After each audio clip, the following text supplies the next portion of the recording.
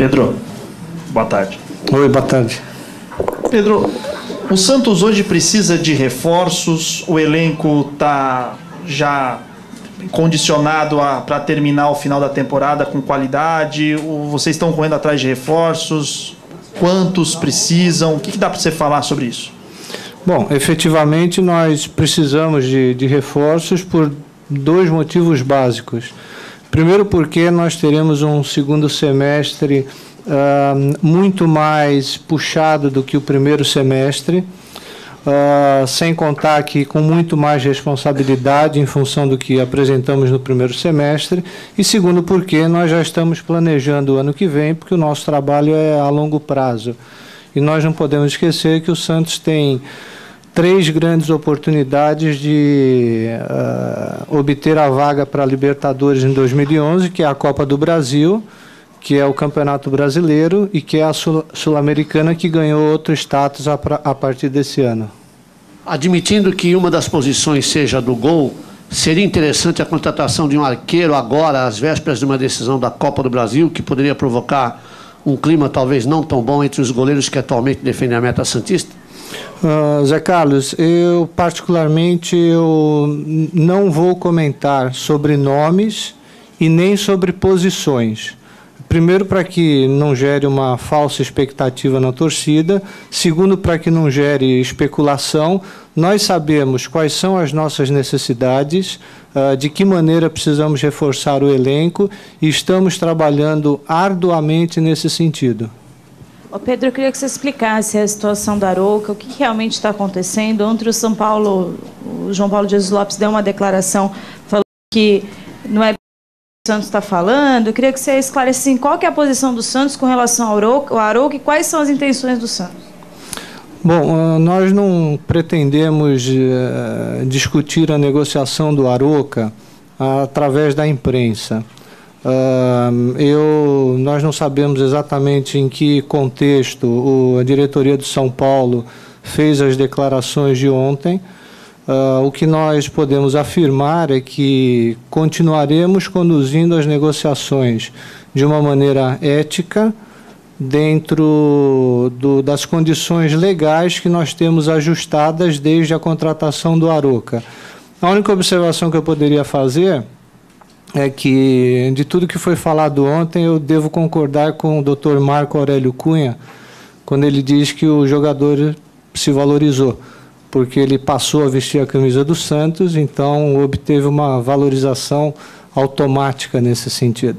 Só para registrar que é uma brincadeira com o Dr. Marco Aurélio, apenas para que a gente mantenha o clima cordial.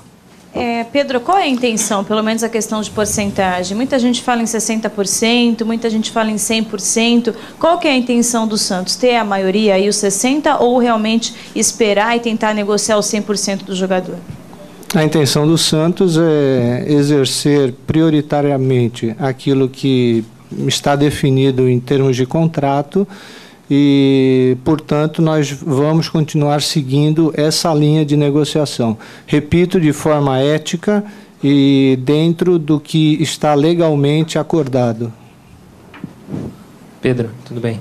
Tudo bom. Você falou que após a saída do André, a torcida entenderia os motivos pelo qual o Santos negociou esse jogador, que não estava nos planos. Era o discurso inicial da diretoria, não se desfazer de ninguém, mas vocês consideraram um bom negócio. Qual é esse contrapeso? Qual seria o reforço que acalmaria a torcida nesse momento?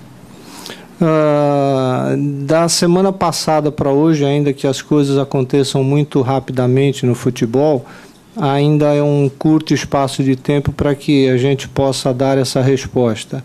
E, efetivamente, eu reitero que estamos trabalhando de maneira árdua no sentido de reforçar o elenco com qualidade e não com quantidade. Pedro, sobre essa questão de reforços, vocês têm um planejamento, uma previsão de quando esses reforços virão aqui para o Santos? Até porque o Dorival Júnior, antes da pausa, disse que era importantíssimo já trabalhar com esses jogadores na intertemporada, nesse período, né? Uma semana já vai se passar. E quando existe uma previsão de quando vão chegar os primeiros reforços aqui? Eu diria para você o mais rápido possível.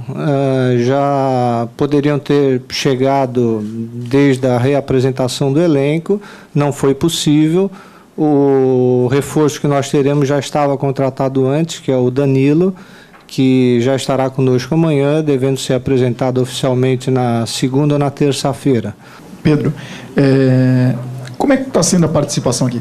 A participação do Dorival Júnior nessas negociações que vocês estão tendo para contratações, são nomes que ele está sugerindo, vocês que estão levando até eles uma lista, ele fez alguma exigência, até mesmo por algumas posições, como é que está sendo? E outra pergunta, em relação direta ao Keirson, há cerca de 2 semanas, você, pelo menos a mim, me garantiu que o Santos não tinha o interesse em contratar esse jogador, não estava negociando, interesse não é bem a palavra certa.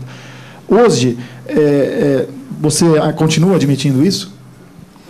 Eu vou manter... Bom, primeiro deixa eu responder a colocação sobre o Dorival Júnior. Nenhum jogador é contratado se ele não tem o ok da comissão técnica. Portanto, o trabalho é feito de forma conjunta e eu entendo até que isso é natural, não poderia ser de forma diferente.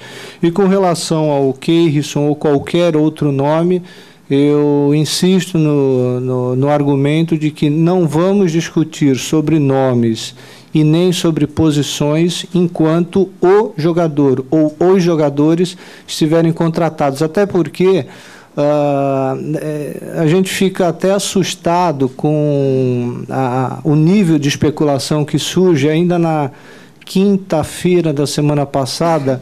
Eu não sei se foi um de vocês aqui ou um colega de vocês que não está presente, me perguntava se era verdade que na noite anterior eu havia jantado com o Washington. E eu fiquei impressionado de onde que saiu tanta criatividade para me fazerem uma pergunta como essa, não pelo jogador, mas pelo nível de detalhe. Quer dizer, é interessantíssimo isso. Ô Pedro, eu queria que você explicasse melhor a situação do Arouca, porque ontem o advogado do Santos disse que o Santos não compraria a parte do São Paulo, e sim da empresa que detém 40% do jogador e mais os 20% do jogador.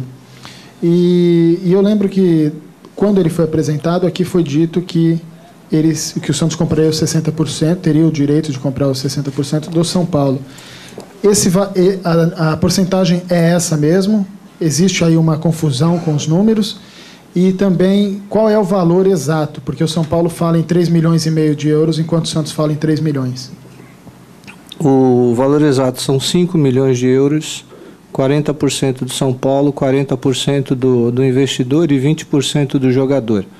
Então, eu gostaria de limitar a minha resposta a esta informação em termos de percentagens, porque qualquer outra declaração, nós já vamos ter que entrar na estratégia de negociação e, repito, nós temos mantido com todos os clubes um posicionamento ético.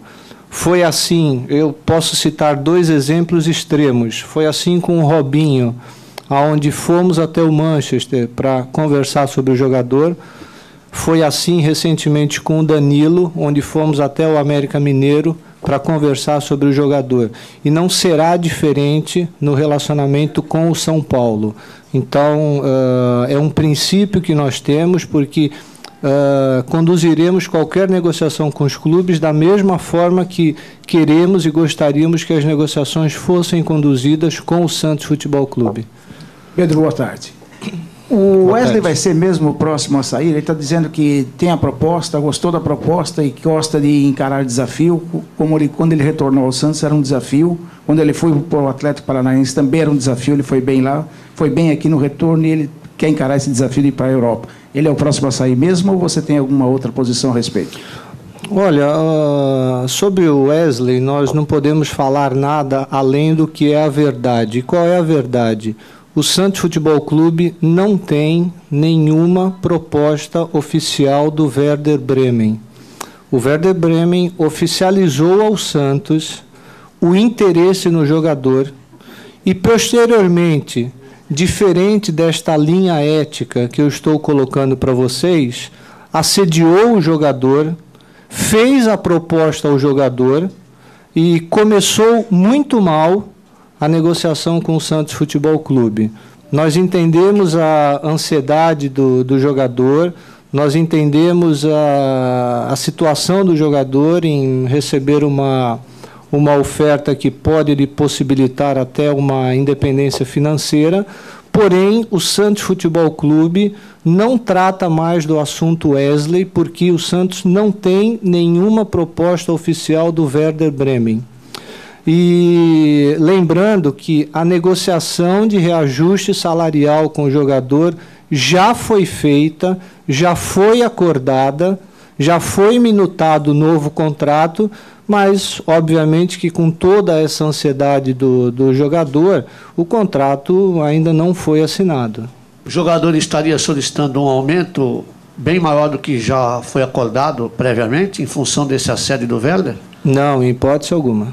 E a questão do amistoso, tem alguma coisa programada? Amistosos vão acontecer antes da volta ao Campeonato Brasileiro? José Carlos, vão acontecer, como nós não temos 100% acertado, eu acredito que até amanhã, no máximo sábado, isso esteja definido. Provavelmente um com São Bernardo, e tem possibilidade de um amistoso em Maringá, mas por enquanto ainda não está 100% definido.